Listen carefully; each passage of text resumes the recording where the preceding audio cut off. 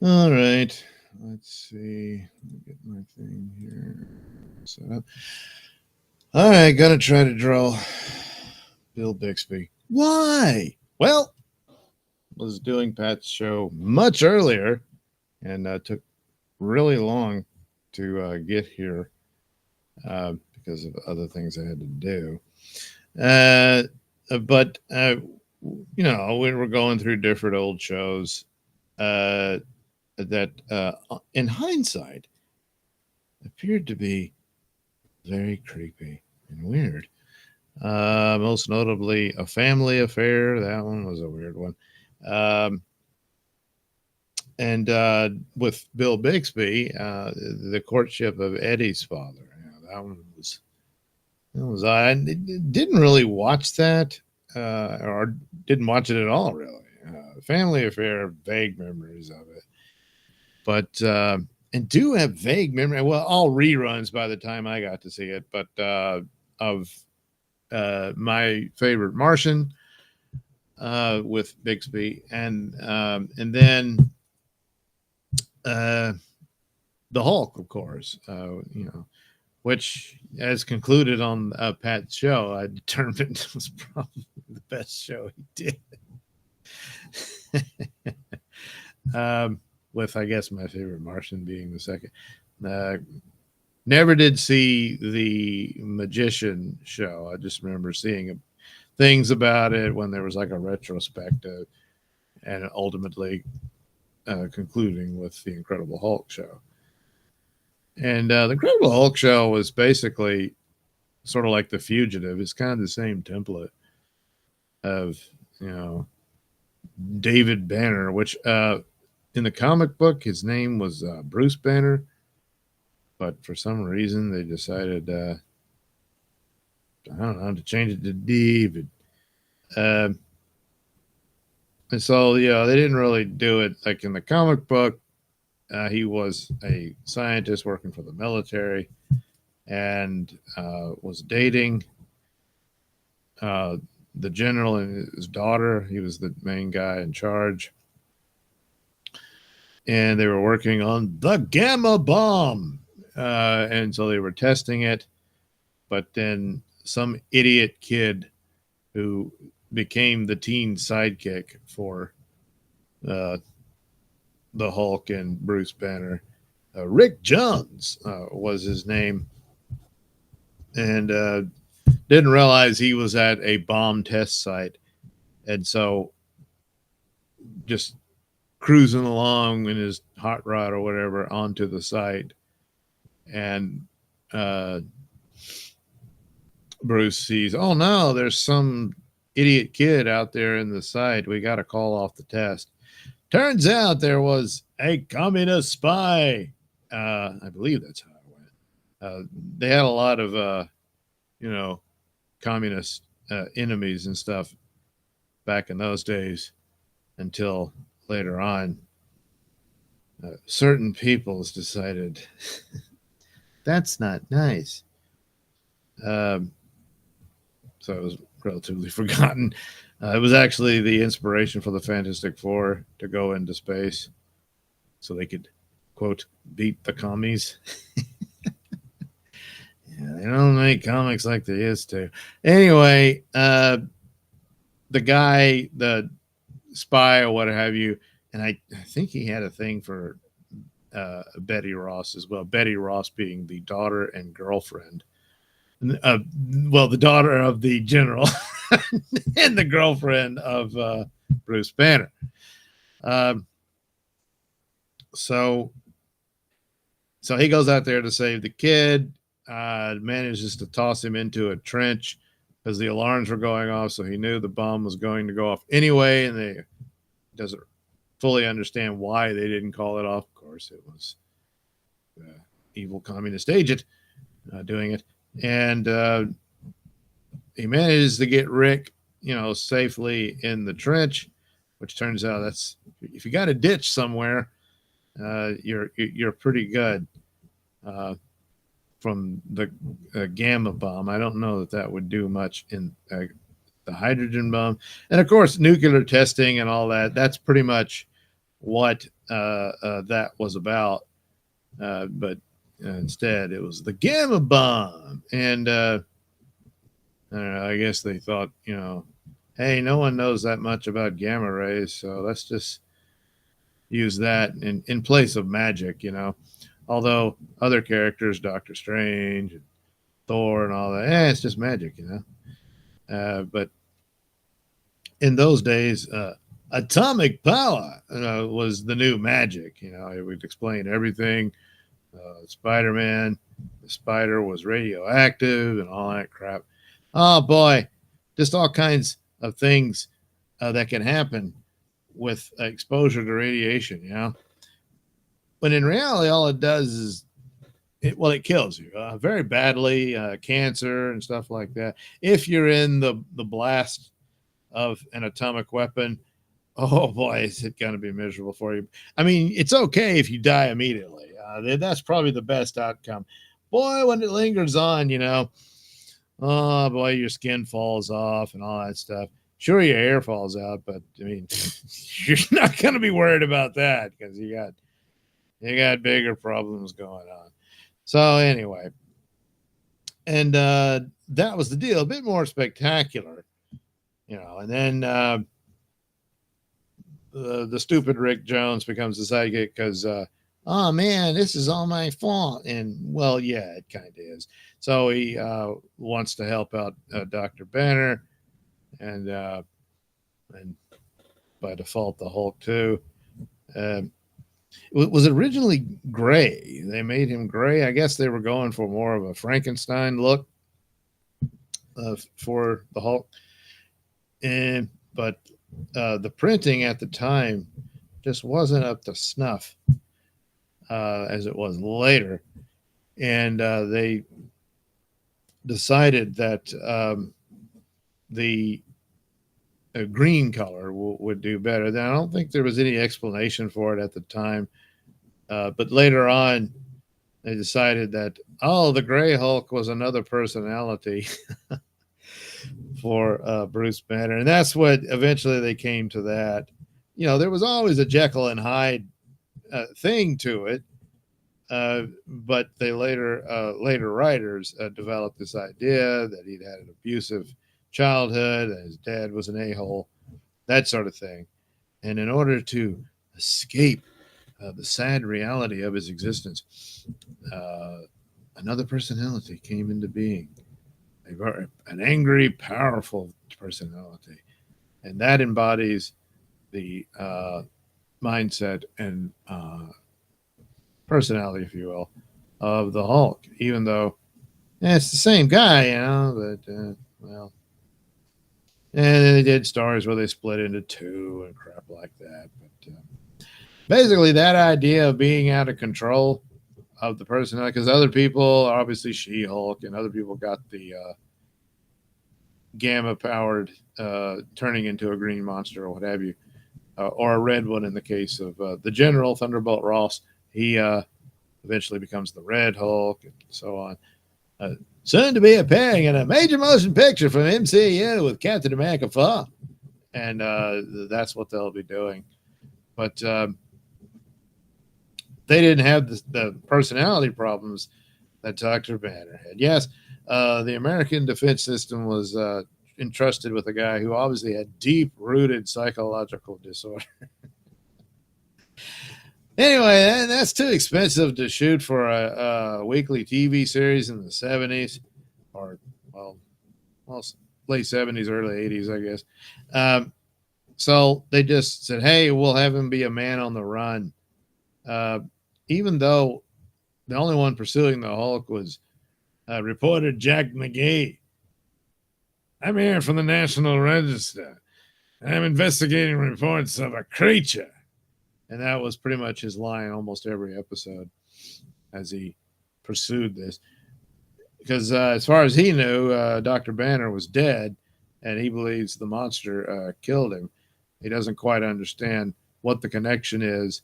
And there was even an episode where he almost found out that, no, Banner's still alive. And he even saw him transform but he was wearing bandages at the time. He was in some sort of accident and suffered from amnesia, so he didn't even know who he was. And McGee was with him, and they crashed in this forest in one of the episodes, I believe. And so they were the two of them together. And he's like, "Oh no, he's going to reveal it. Mr. McGee's going to find out." But eventually, um, once he was able to take the bandages off his face, and he saw his face in the reflection in the water, he remembered who he was, and then remembered Mr. McGee, and he's like, "Oh, of course, I'm the Hulk." And at one point, they were trapped or something like that, and so Banner kept the bandages on the mask that he had over his face, and he looked fine, by the way. But of course, he must have been seriously injured if he didn't have the Hulk powers. His face would have been really messed up, But he healed rather miraculously because of it, because of that. So it's got its high points, and well, McGee's trapped and he's trying to help him, and oh no, there's a forest fire or something like that. I can't remember exactly how it went. So then he hulks out right in front of McGee, and that's the first time Jack McGee realizes, oh my God, the Hulk is a human who turns into him. And that's how they did that. It, for all intents and purposes, it was easily the best superhero or comic book based show that they had done. They had a Spider-Man one. It wasn't really all that great. They did a Captain America one, and oh boy, that was bad. And there was a Doctor Strange. Well, I guess it was just a TV movie.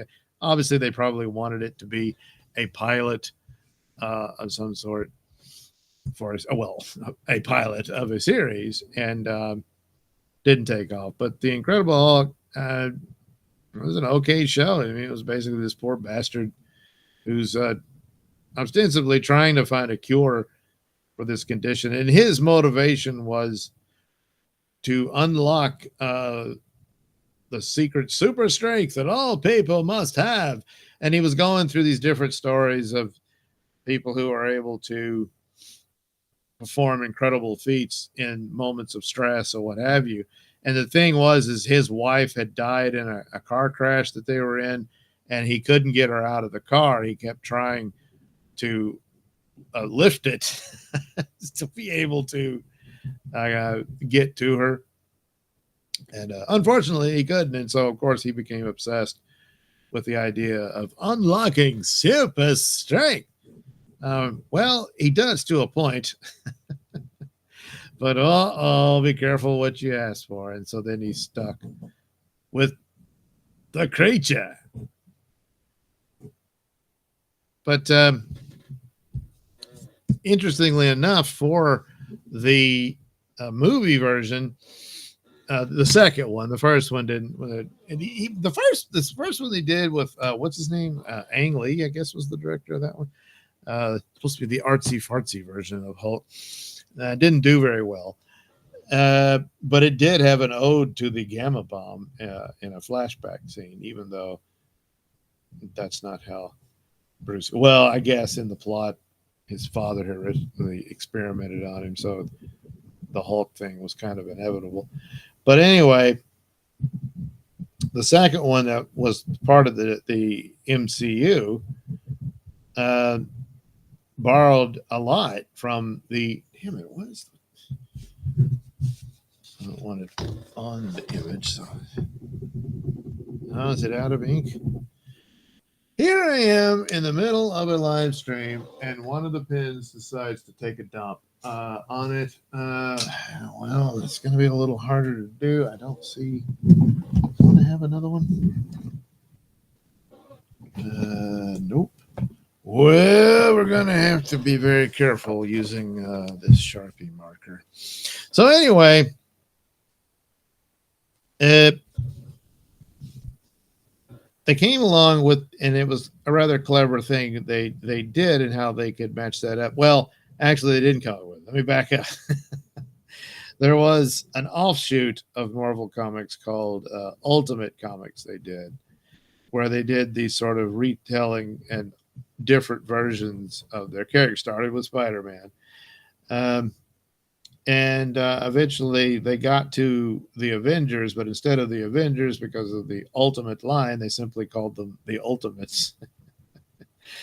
And actually, that one was and it was drawn to look like it was this movie. A lot of the panels were done in the widescreen format, and they were headed in that direction. If you were to do an Avengers movie, what would it be about and stuff? And it actually had a better plot and whatnot than what the inevitable movie did, in my humble opinion. Um, but basically, the Captain America story was relatively the same. They'd had this super soldier serum, but it was lost because the scientist who had developed it kept it secret and he didn't document it, so there was no copy of it. And then, of course, he was murdered by a Nazi agent and all that. And since then, they had been chasing it, trying to recapture that. And since Captain America mysteriously disappeared, presumed dead by the end of the war, they really had nothing to go on. And so other scientists tried to replicate it. And one of them was Bruce Banner. And through his experiments, he inadvertently creates the Hulk by becoming the Hulk. And it becomes a problem, and the Avengers are ultimately lose to take down the Hulk as he hulks out and loses control. And that's kind of their first adventure as the Ultimates. But anyway, the Marvel, the MCU version of it was the same thing. He was working for Ross, and it works out in a lot of ways because it's like they wouldn't be testing gamma bombs like they did in the good old days, the early 60s. Instead, he's part of the team trying to recreate a super soldier serum. And they had different versions of it and whatnot, but his experiments, of course, leads to the Hulk. And this happened in the past. And it was a clever thing of how they also opened the origin of it, where the opening credits just tell you the origin story of the Hulk. That way you didn't have to do a whole movie. Because a lot of the complaints about, oh, another origin story. And there's something to that after you've seen a bunch of them. And it's very repetitive. And even though the different structures might be unique to its own, it's ultimately kind of the same story a lot of times. Whereas here, well, it already happened and he's on the run and all that sort of stuff. But the beginnings of it and was he was trying to recreate the Captain America super soldier serum and failed and created something else, and then ended up being a fugitive on the run. And so even the opening, it looked very similar to the Bill Bixby show, and they did a lot of tributes to that, even playing the what was it, the Lonely Man song that Bill Bixby's hitchhiking after he has to leave town again because too many people found out he's the Hulk. The girlfriend of the week would find out, stuff like that. And then there he would be, I've got to go. I've got to keep searching for a cure. Because he had to let the world believe that he was dead until he could one day control the raging spirit that dwelled within him. Now, they never did get into, I don't recall anything like that. Now, that came much later in the comics, so I don't think they thought of that in the show either, about that, oh, he had these deep-rooted disorders or whatnot. The comics came up with that later as an explanation for him. Otherwise, I mean, all the other people, you would have to wonder, hey, how come they don't become entirely different people? With She-Hulk, they kind of started that way, but ultimately it was just she felt she really enjoyed the power and her new looks and all that stuff. And that's kind of how they handled it with her. But she didn't have the problems that Bruce Banner did, and ultimately became more of a comedic character than the original Hulk. totally misfired and failed to achieve this with the DP series. And by DP, I mean Disney Plus. Well, geez, running out of ink on this too, huh? Of course, sometimes you can get kind of a faded effect. I don't know if that's working so great here. Yeah, let's see. Again, right in the middle of the stream. And then my chair creaks and makes horrific noises. That's great. Thanks. And I think I'm on YouTube as well. Oh, jeez. Geez, I forgot all about that. Maybe I should take a look. Does it show anything? It's not. I can't see it. Oh well. Never mind. There's there we go. Kevin says my favorite Martian. Suzanne says good morning. Pam, hi Pam. It says hi there. The stories are quite interesting. Don't make me mad. You won't like me when I get mad. That's right. Stay humble. It isn't that for the best for everyone. But, sometimes people can really get on your nerves. So, yeah, they got the little chat thingy here. That's nice. Anyway, so what the hell was I talking about? Oh, the Hulk and stuff. Disney Plus just did a terrible job for She-Hulk. I'm not sure how they probably for probably a better idea would have been to do a Hulk series and have it be that fugitive Hulk thing. They had him where he's got control of himself and he's just a silly guy. The Hulk story is a tragic one. It's always rooted in tragedy, and that he's terrified of his own darker self, even though really the Hulk is a bit of a gentle giant. He really doesn't. He just wants to be left alone, and people misunderstand, and the military doesn't understand this, and government and everything, and then other superheroes don't quite get it either, and they it always come at him, and typically that's how it went, and poor Banner is stuck. He can't control it, and that's the sad thing about it. Whereas She-Hulk, and it stands to reason you don't just do a copy completely, to wear that away. She gets her identity unto herself and her own narrative and whatnot, and that's how they did it. And they went to more comedy, and of course, yes, cheesecake and stuff. She was sexy and all that stuff, and it worked for her for a while anyway. I mean, was not as successful as the Hulk, but that's the nature probably typically of a derivative character. People tend to want to pay more attention to Batman, not Batgirl, and pay more attention to Superman. And they never did Wonder Boy or Wonder Man. I mean, there was a Wonder Man, but that's a convoluted thing. But as far as having a male iteration of female characters, that almost never happens. That's interesting.